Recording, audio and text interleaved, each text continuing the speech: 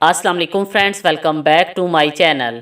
इस वीडियो में मैं आप लोगों को बताऊंगी कि हमल के दौरान बच्चे की जिन्स का तयन हमल के किस स्टेज पर होता है और हमल के दौरान बच्चे की जिन्स मालूम करने के लिए जो निशानियां ज़ाहिर होती हैं उनका दारोमदार किन अवामिल पर होता है। बच्चे की जिन्स का तयन इसके क्रोमोसोम मेकअप से फर्टिलाइजेशन के वक्त होता है, जब स्पर्म एग से मिलता है।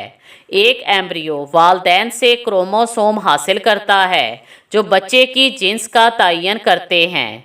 अगर बच्चे में दोनों तरफ से एक्स क्रोमोसोम मिलें तो लड़की पैदा होती है, और अगर इसमें से एक तरफ से एक्स और एक तरफ से वाई क्रोमोसोम हो तो लड़का पैदा होता है।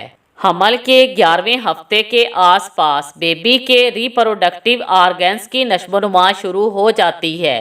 ताहम बच्चे की जिन्स का फैसला ठीक उसी वक्त हो जाता है जब एक एग फर्टिलाइज होता है।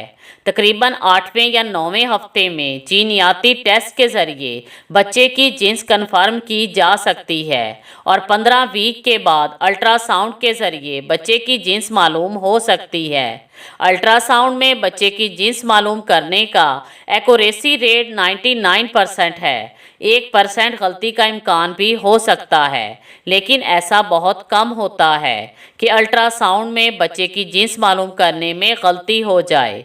हमल के 8 या 9वें week fetal free DNA test किया जा सकता है। अगर इस टेस्ट में सिर्फ XX आ रहा हो तो इसका मतलब होता है कि औरत के पेट में बेटी है, और अगर कहीं XY नज़र आ जाए तो इसका मतलब होता है कि औरत के पेट में बेटा है।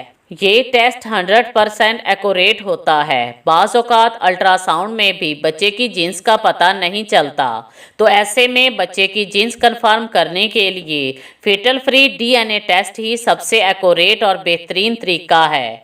औरत के पेट में मौजूद बेबी मेल या फीमेल हार्मोन रिलीज़ करता है, जिससे औरत के जिस्म में कुछ अलामात ज़ाहिर होती हैं जिनसे बच्चे की जिन्स के बारे में अंदाज़ा लगाया जाता है।